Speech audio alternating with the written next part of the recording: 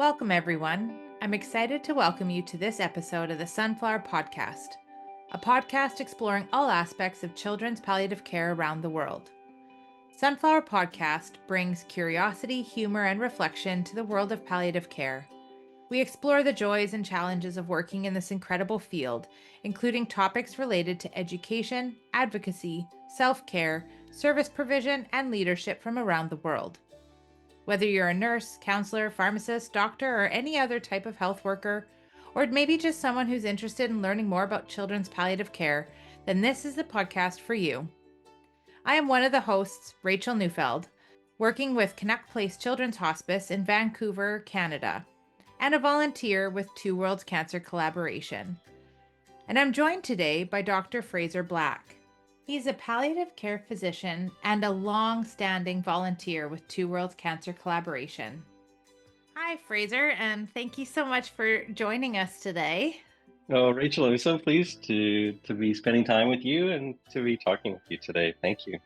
So I would love to start with a little bit of who you are and where you came from. And I mean, go back to your childhood if you'd like, but also, I'm really interested in a little bit about what brought you into palliative care to begin with, and then we'll kind of get into some of the Two Worlds work, maybe.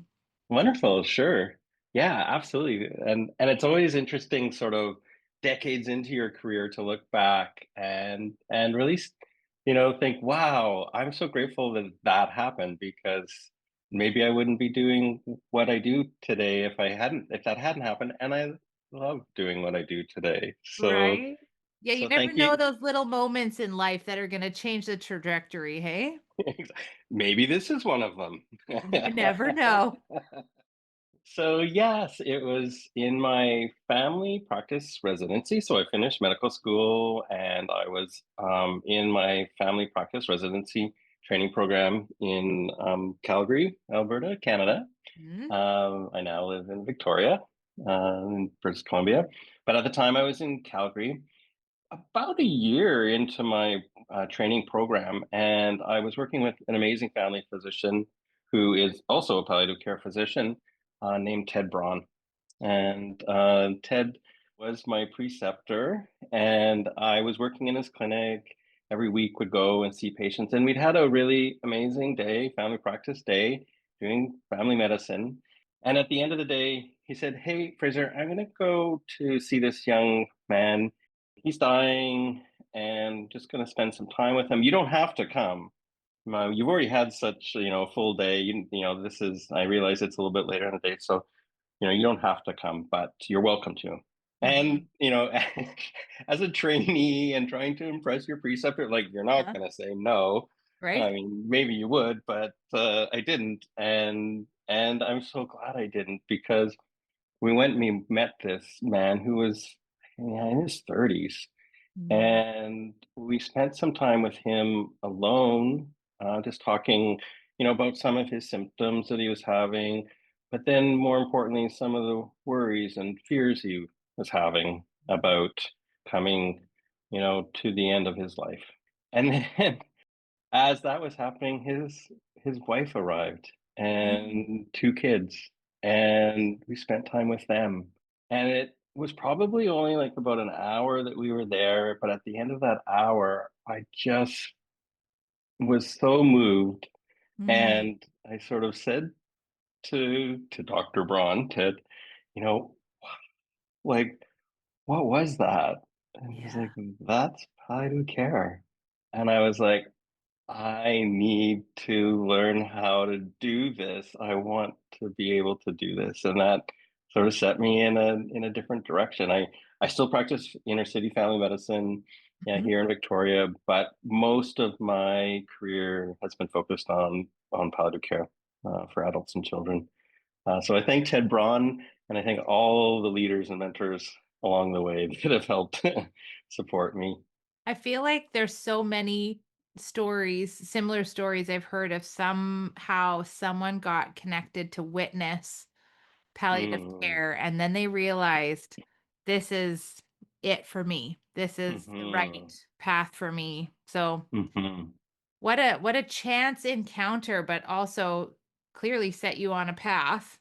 Tell me Hmm. a little bit about what brought you to Victoria to do palliative care there, and what brought you to Two Worlds. Yeah, that's so interesting too. I play this little game with friends and with people that I don't know well to say like, I wouldn't be here if such and such didn't happen, and I wouldn't be here if such and such didn't happen.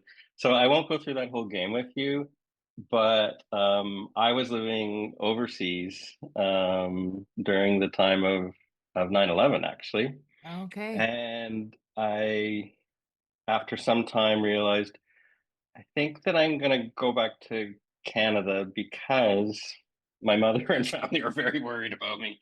Right. That happens. And so there was actually a job posting in Victoria, and it just so happened that my parents did live in Victoria, but I had been living in Vancouver, and I thought, oh, I'll get back to Vancouver, British Columbia, the bigger city. And I came here and began working, and very quickly realized, oh my goodness, here I am. I've got this wonderful job doing what I want to do out of hospice care. And that was 24 years ago. Here I am. Right? Yeah. And so then what connected you with getting back into international work or some of the work with Two Worlds Cancer Collaboration then? Yeah. So it actually was beginning to sort of happen around that time that I was sort of returning to Canada. Again, another amazing leader and someone that you know, Rachel, Dr. Stuart Brown, was one of my colleagues in Saudi where we were working, Gotcha. and he was involved with the International Network for Cancer Treatment and Research, just starting sort of um, work with them or volunteering with them. As I understand the story, because I came in a little bit later, the our colleagues in Nepal, our oncology colleagues in Nepal, our civil society partners in Nepal, they themselves sort of said, "We heard something about is it palliative care?" Right. And what is that? Uh-huh. And we're doing a lot of other stuff around, cancer control and cancer treatments, Mhm. but maybe what we need is also some palliative care. So Stuart Brown went to Mhm. Nepal, and then I followed not long after, actually, back in sort of 2004 to Nepal with other individuals too, social work and a nurse practitioner. And yeah, that was sort of the beginning of my time with INCTR, Mhm. of which Two Worlds in Canada was the sort of Canadian branch of INCTR before becoming Two Worlds. So yeah, it's been a couple decades doing this kind of work. I'm just so glad to see there's many other people now with this interest in doing this work, like yourself, Yeah. Yeah. And younger and so wise, full of energy. I don't know about that. Energy, sure. What I love about that story that I know I've heard versions of it from Stuart before, but that somebody heard about palliative care and said, "What Hmm. is this? Should I know more Hmm. about this?" And I guess I love the origin of someone in Nepal reaching out to say, "I think we should do more with this. I wonder Hmm. about this," and it was not, somebody just showing up saying you should be doing this. Hmm. It was somebody saying, "I wonder about this. Can you tell me more about it?" And it's kind of grown to this, exponential growth of Two Worlds Cancer Collaboration, how far reaching it is now. Absolutely. And what I love too, and is that Stuart was just there earlier this month. Like Yeah. these relationships continue, and it's the relationships that's such an important part of this. And so, yeah, I really celebrate that. And Nepal was the first place that we began to kind of do this supportive work, with colleagues there. And then since that time, of course, many other countries, India, Tanzania, Brazil, the list goes on. And Rachel, I know that you've been involved with this work in many, many places. Yeah, and of course, now my focus is with the pediatric palliative care side of things, Two Worlds, now called the Sunflower Network, but also started with some work in India in adult palliative care as well. And so, been able to meet a wide variety of people in a bunch of different countries. But I guess I'm really curious because I love the idea that you brought up of relationship building and Mhm. the colleagues that you guys have met and sustained relationship with in Nepal. And if you could tell me a little bit about how those relationships grew into some of the programming that you guys did develop. And I'm curious about where you guys came from in conversation to create, partnerships with Mhm. Ratpur and Bhaktapur and some of those centers that we've been able to kind of stay in touch with. Yeah, I think, great question, and it makes me think of all these things, and it makes me feel all these Yeah, I things. bet. And one of the things that it makes me think and feel about is sort of humbleness or humility, because Mhm. I think right from the start and to today, just that remembering that, yeah, we might have experience that is in the context of where we live and work Mhm. otherwise, whether that's Calgary, Abbotsford, Vancouver, or Victoria. But that's not necessarily the context of where others are working, where others are living, where others are dying. Yeah. And so, I think in sustaining those relationships, as you say, is kind of staying curious and really being there, not to sort of create or sort of certainly not to create or to sustain, dependency on, like, that we need Stuart Brown or Fraser Black Mhm. to go be coming back to do this work.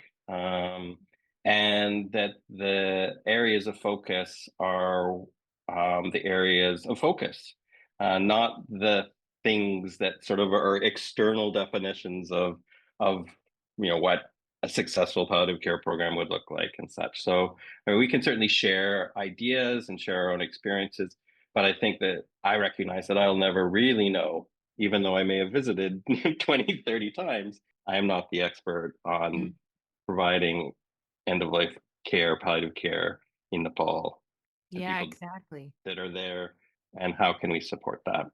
But there's such energy, such eagerness, such excitement, such hospitality. Yeah, that relationship has continued, and there have been some amazing programs, along the way. Some of them in the earlier days, and still today, were around sort of education.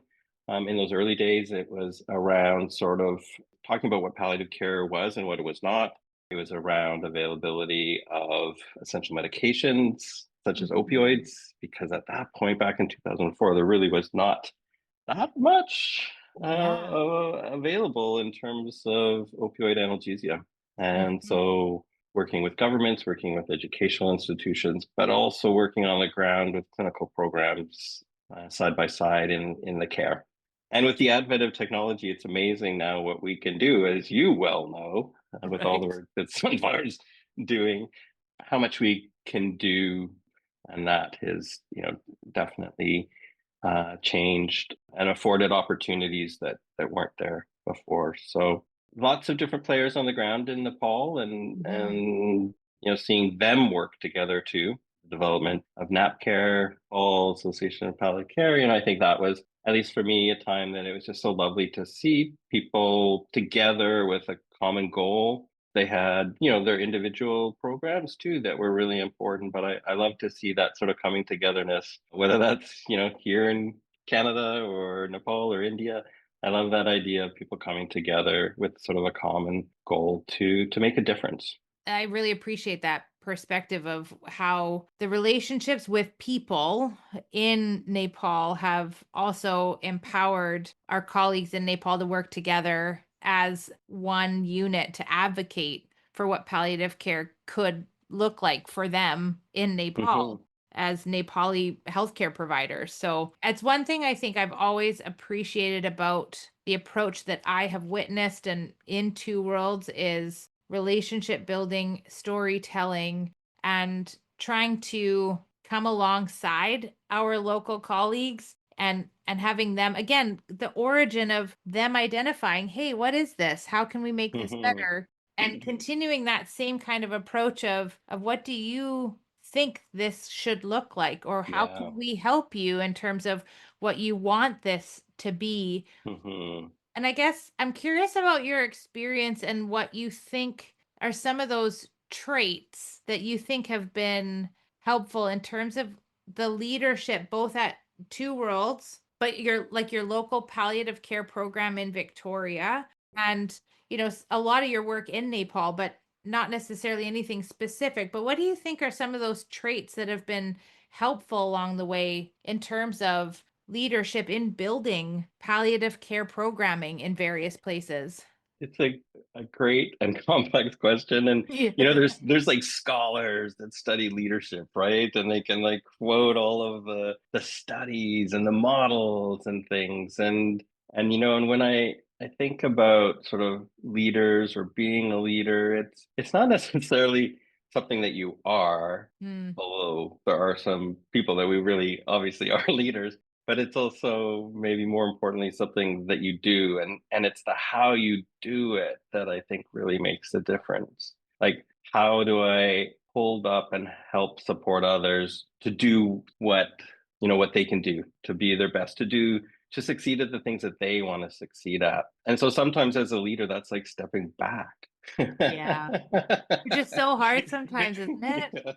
Yeah, for sure. And I think kind of giving, in terms of sort of leaders and modeling for leaders, like self-awareness is so important. And I think, self-awareness for individuals, but program awareness as well. Like, what's the impact? What's going on here? What as I move forward with this, does that make it difficult for someone else to do what they also feel like they need to do as a Mhm. program, as an individual? So, you know, awareness is such an important part of self and such an important part of program development. So I forget what your original question is, but I seem to be talking about, about some leadership stuff. So we're still on topic. I think again in that sort of self awareness, it's also like stretching ourselves sometimes to do things or be open to doing things differently than would be our usual or our Mhm. comfortable. Mhm. Yep. And not try to bring everything back in line to a place where I feel comfortable. Yep. Because discomfort does not necessarily mean danger.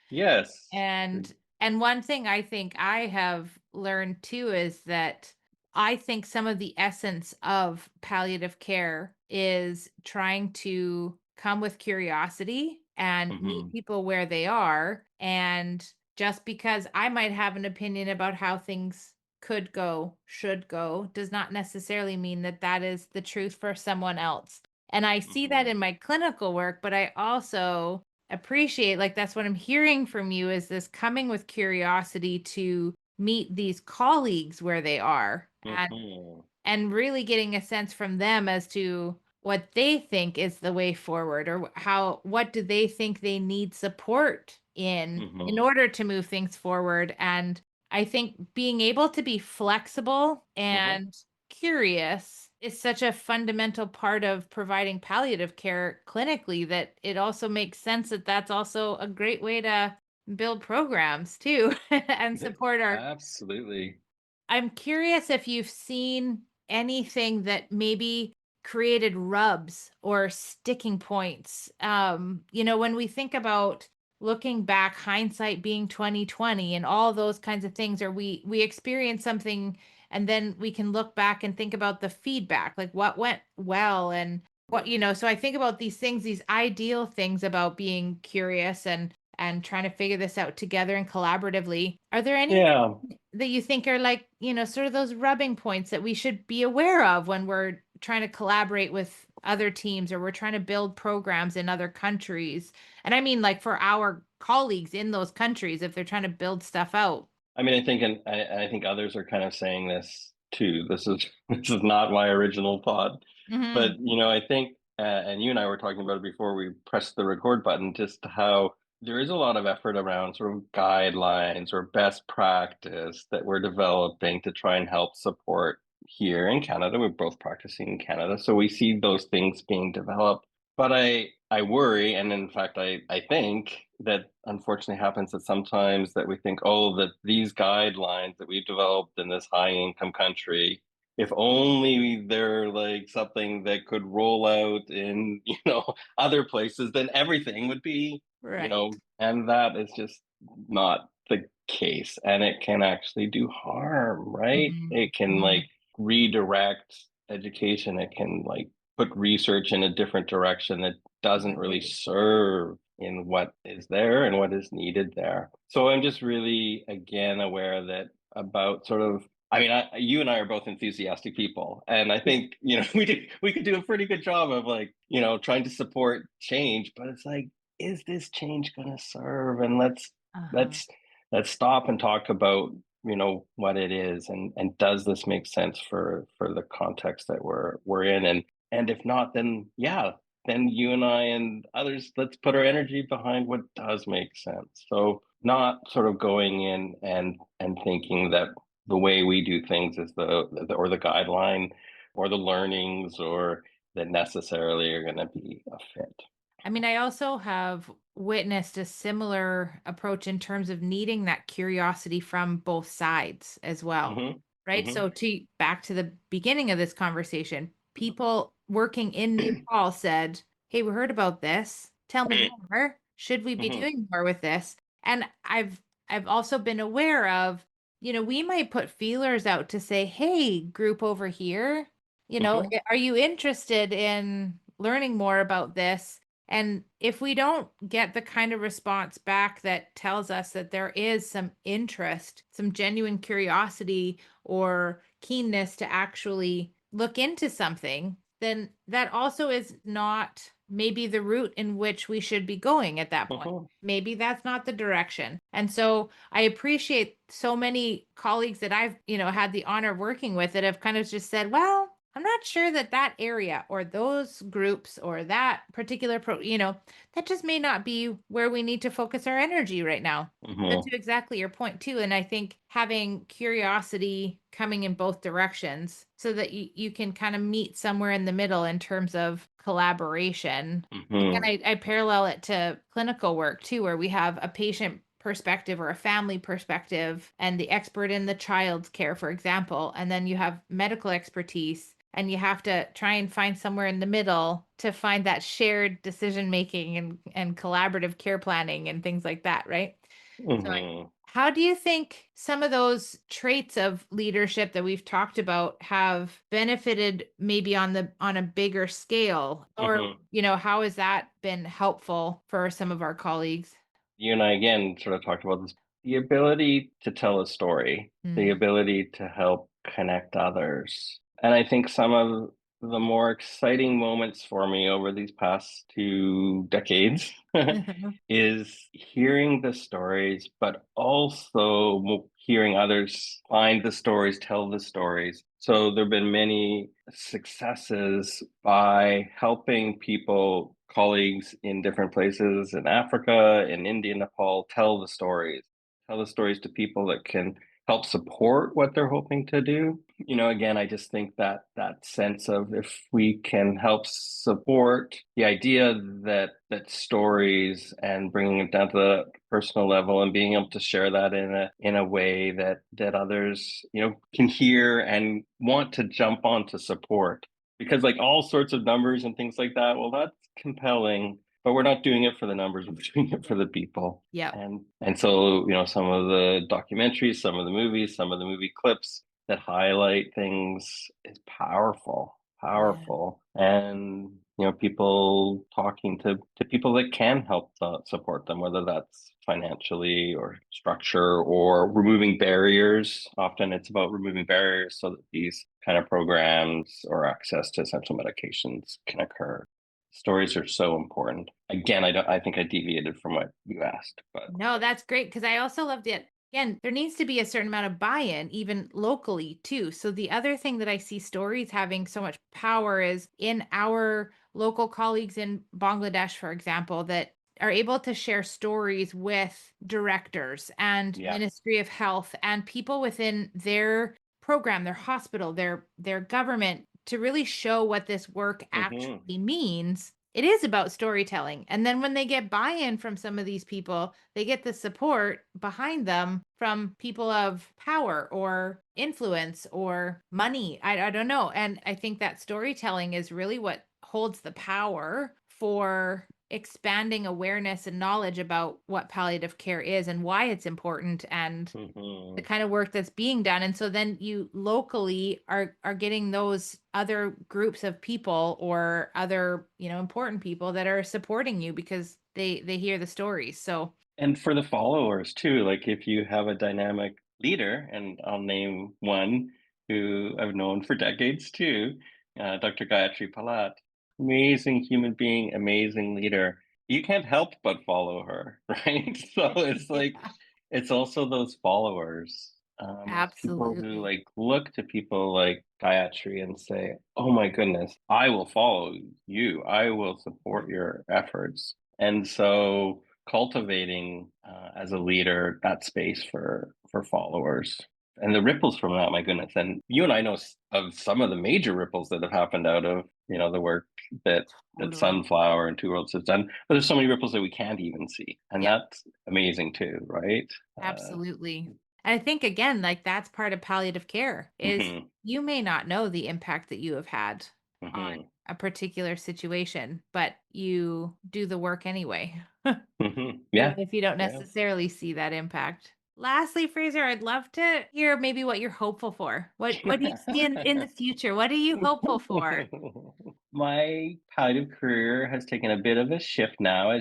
And so I guess one thing that is kind of in mind for me these days too is that there here in Canada, here in BC, there are many people who aren't receiving palliative care, people that, experience discrimination, people who experience poverty, people for whom colonization. And I know because I've had some conversations that in places also like Nepal and India, there are still many communities that maybe face these kind of systemic barriers to accessing care. I just don't want to leave anyone behind. I mean, I want palliative care to be there for everyone, whether you live in Nepal or Canada, whether you have a house or an apartment in Victoria, or whether you're living, in a tent or in your car. Everyone Mhm. should have access to palliative care. So I hope that along the way, we continue to create systems, we continue to create programs that allow everybody to be seen that needs palliative care and allows everyone to access care that feels safe,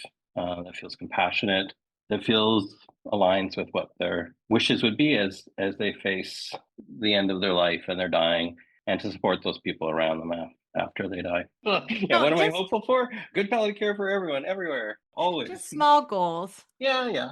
But I also love that that ties in so nicely with our recent 5 episode series on equity. And my Exactly. themes that I heard, having had the privilege of interviewing some really cool people doing some really great equity work, is that it also comes down to trust. And how are we, like that idea you just said, compassionate safe care, where we can build trust for people to actually access what they need along with the systems that need to be in place. So that I have no doubt you will continue to do in Hmm. your career. And thank you so much for taking the time to chat with me and just have a shoot the breeze kind of conversation about where you've come from and where you're heading. And I hope maybe there's another conversation in the future and we can talk more about some of that equity work that you're doing. Sure.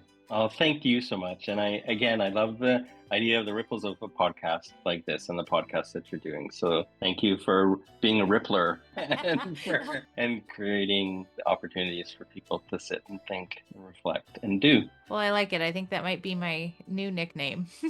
Thank you for listening to this episode of the Sunflower Palliative Care Podcast. The Sunflower Podcast grew from the seed of an idea as we talked with our colleagues in the Sunflower Children's Network. The Sunflower Children's Network is an initiative of Two Worlds Cancer Collaboration, which focuses on children's palliative care. We hope to build a world where no child suffers from serious health-related issues. To learn more or to donate, please visit twoworldscancer.ca.